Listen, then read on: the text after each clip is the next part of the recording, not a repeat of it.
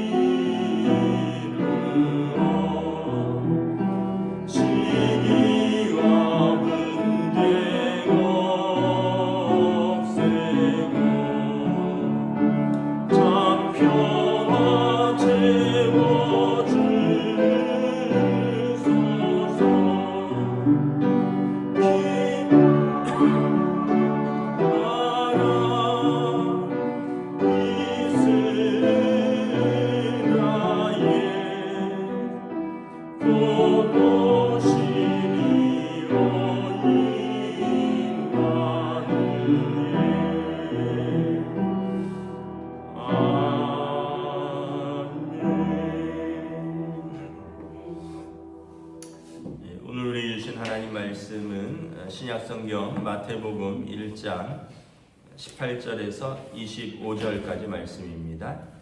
마태복음 1장 18절에서 25절까지 말씀입니다. 다 찾으신 줄 알고 저 여러분들이 한 절씩 기도하겠습니다. 예수 그리스도의 나심은 이러하니라. 그의 어머니 마리아가 요셉과 약혼하고 동거하기 전에 성령으로 잉태된 것이 나타났더니 그의 남편 요셉은 의로운 사람이라 그를 드러내지 아니하고 가만히 끊고자 하여 이 일을 생각할 때에 주의 사자가 현몽하여 이르되 다윗의 자손 요셉아 내 아내 마리아 데려오기를 무서워하지 말라. 그에게 잉태된 자는 성령으로 된 것이라. 아들을 낳으리니 이름을 예수라 하라. 이는 그가 자기 백성을 그들의 죄에서 구원할 자이심이라 하니라. 이 모든 일이 된 것은 주께서 선지자로 하신 말씀을 이루려 하심이니 이르시되 보라 처녀가 잉태하여 아들을 낳을 것이요 그 이름은 임마누엘이라 하리라 하셨은즉 이를 번역한즉 하나님이 우리와 함께 계시다 함이라. 요셉이 잠에서 깨어 일어나 주의 사자의 분부대로 행하여 그의 아내를 데려왔으니 아들을 낳기까지 동침하지 아니하더니 나음의 이름을 예수라 하니라. 아멘. 할렐루야. 네, 오늘 또 새날을 주셨습니다. 주님께서 은혜와 평강으로 함께 해주시길 축복합니다. 어제 눈이 꽤 와서 또 길이 많이 미끄러운데 또 오시느라도 애쓰셨습니다. 넘어지지 않으셔야 됩니다, 우리 어른들은. 오늘 말씀에 보면 이제 예수님께서 동정녀의 몸에서 나신 사건을 이야기를 하고 있죠. 18절에 보면 요셉과 마리아가 약혼을 했습니다. 이제 약혼은 결혼을 약속하는 거죠. 그리고 이제 결혼식을 올리지 않았으니까 아직 같이 살지는 않은 거예요. 요즘은 뭐 약혼을 잘 안 하는 것 같은데 뭐 옛날에는 약혼을 했었잖아요. 저희도 약혼을 했었는데 뭐 약혼을 하고 또 한 6개월 있다 결혼하고, 왜냐하면 이제 또 그렇게 하면서 또 준비하는 기간도 있고 서로 또 확신도 주고 뭐 이런 것이 있으니까. 근데 문제는 이제 약혼만 한 상태에서 같이 살지를 않았는데 이 잉태된 것이 나타났다는 거예요. 근데 이것이 이제 성령으로 된 잉태라 말씀을 하는데 요셉은 알 수가 없으니까 19절에 보면 그의 남편 요셉은 의로운 사람이라 그를 드러내고자 아니하고 가만히 끊고자 하여. 그래서 의로운 사람이란 뜻은 무슨 말이냐면 율법에 충실한 사람이다 이런 뜻입니다. 율법에 충실하면 원래는 어떻게 해야 되냐 하면 이제 파혼하고요. 또 이게 알려지면 그 당시 이제 돌로 쳐 죽이라 이런 율법이 있었죠. 그러니까 이제 요셉이 고민이 되는 거죠. 일단은 율법에 충실하니 파혼을 해야 되는데 또 사랑하는 여자가 그렇게 되면 돌에 맞아 죽으니 가만히 끊고자 했다라는 거예요. 그러니까 요셉이 두 가지를 알 수 있죠. 하나는 인격적으로 굉장히 훌륭한 사람이다. 막 어떤 사람들은 뭐 내 애가 아니다, 뭐 동네 방네 소문 다 내고 뭐 이런 사람도 있겠지만 요셉은 그렇게 하지 않고 가만히 끊고자 했다. 왜냐하면 돌에 맞아 죽는 것은 또 사랑하는 사람으로서 원치 않고, 그러나 율법으로 충실하니까 이거는 자기 애가 아니니까 같이 살 수는 없는 거고. 그런데 이런 생각을 할 때 주의 사자가 현몽하여 이르되, 천사가 꿈에 나타난 거예요. 다윗의 자손 요셉아, 여기서 이제 그냥 요셉아 이렇게 부르지 않고 다윗의 자손 요셉아 이렇게 부릅니다. 다윗의 자손 요셉, 그러니까 이 메시아 혈통이라는 거예요.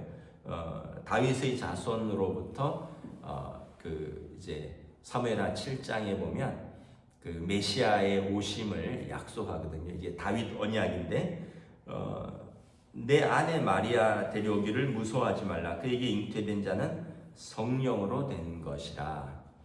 그러면서 아들을 낳으리니 이름을 예수라 하라. 예수는 그가 자기 백성을 그들의 죄에서 구원할 자이심이라 하니라. 예수님의 오심은 두 가지 목적이 있죠. 하나는 하나님의 아들로서 하나님께서 성령으로 잉태한 것이고, 두 번째는 자기 백성을 구원할 자이심이라. 예수님은 자기 백성을 구원할 자로 이 땅에 오신 하나님의 아들이다라는 것입니다. 22절에 보면 이 모든 일이 된 것은 주께서 선지자로 하신 말씀을 이루려 하심이니 보라 처녀가 잉태하여 아들을 낳을 것이요 그 이름은 임마누엘이라 하리라.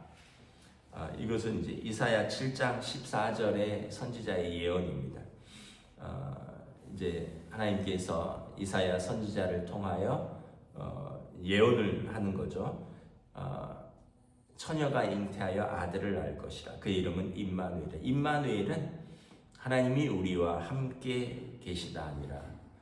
빌립보서에 보면 그는 하나님과 동질 본체시나 그나 하나님과 동일함을 취하지 아니하시고 사람의 모양으로 종의 모습을 입고 이 땅에 오셨다.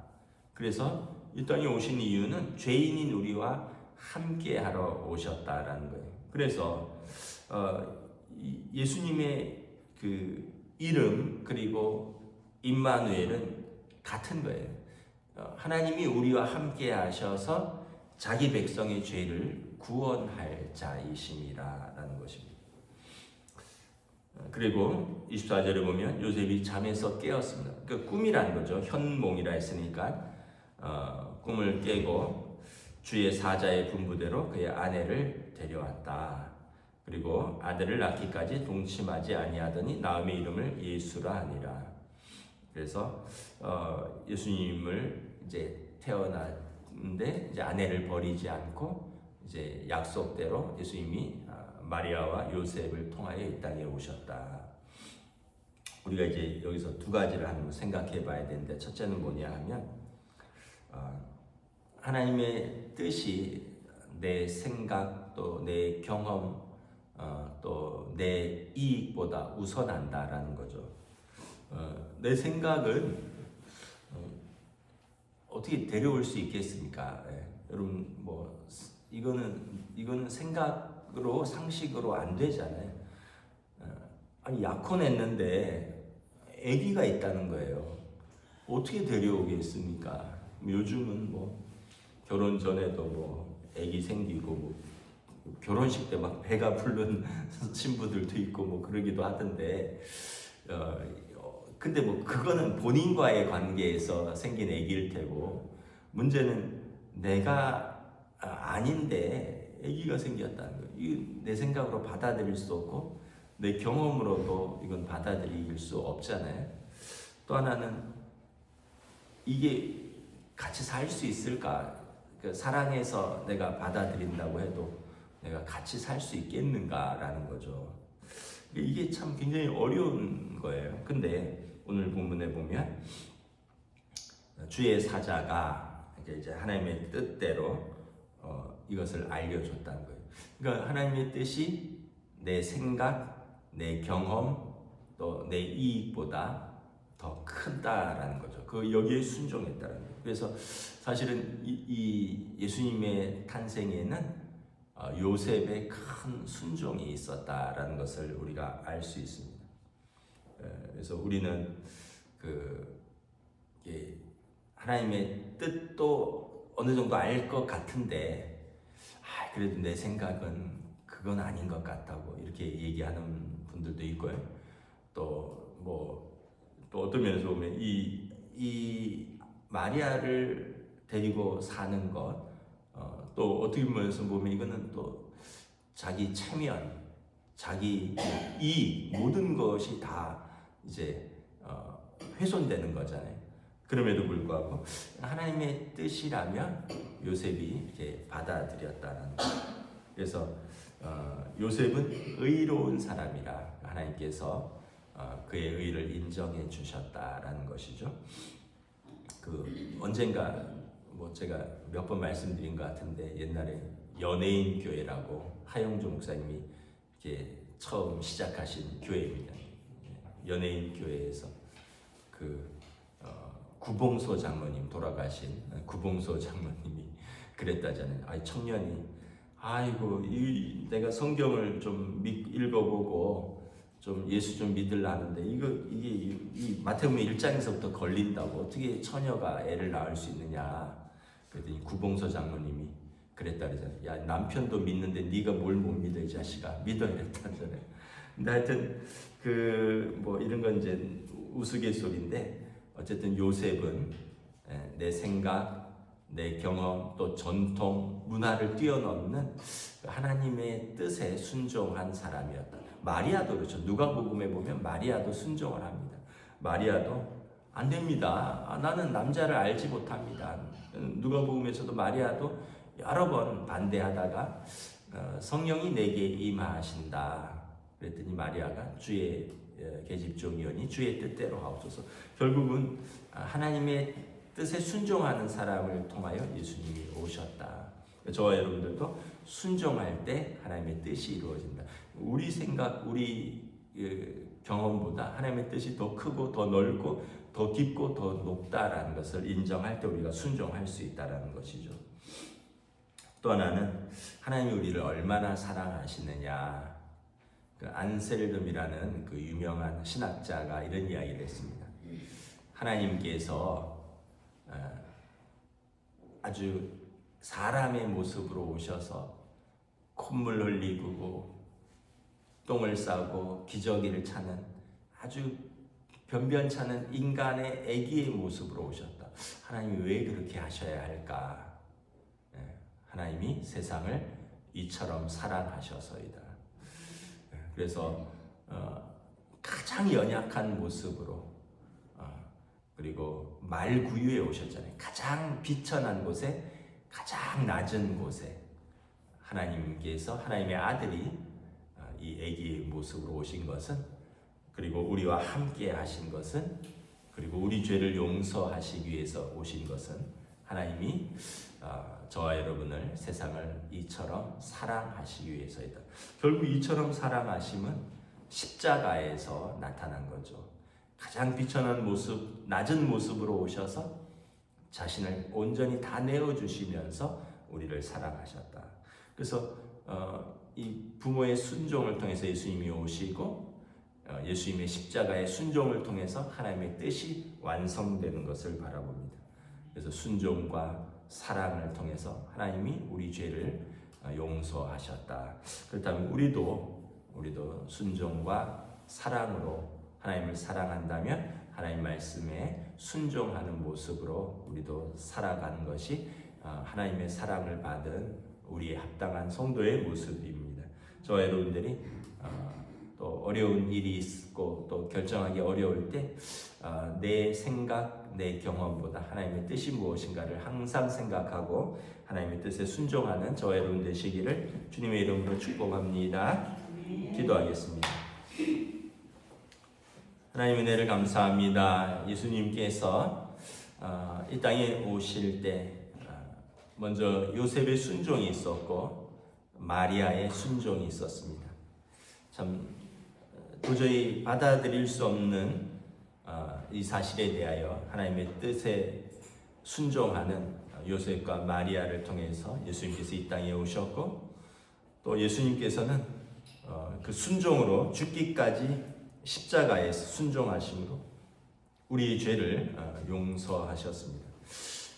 우리도 주님의 뜻에 순종하여 하나님의 뜻을 이루어가고 또 하나님의 사랑을 받은 우리도 우리에게 주신 사람들을 사랑함으로 이 땅에 하나님의 뜻을 실현하는 주의 백성 될 수 있도록 인도하여 주시옵소서. 감사를 드리오며 우리 주 예수 그리스도 이름으로 기도드리옵나이다. 아멘. 하늘에 계신 우리 아버지의 이름을 거룩하게 하시며 아버지의 나라가 오게 하시며 아버지의 뜻이 하늘에서와 같이 땅에서도 이루어지게 하소서. 오늘 우리에게 일용할 양식을 주시고 우리가 우리에게 잘못한 사람을 용서하여 준 것 같이 우리 죄를 용서하여 주시고 우리를 시험에 빠지지 않게 하시고 악에서 구하소서. 나라와 권능과 영광이 영원히 아버지의 것입니다. 아멘.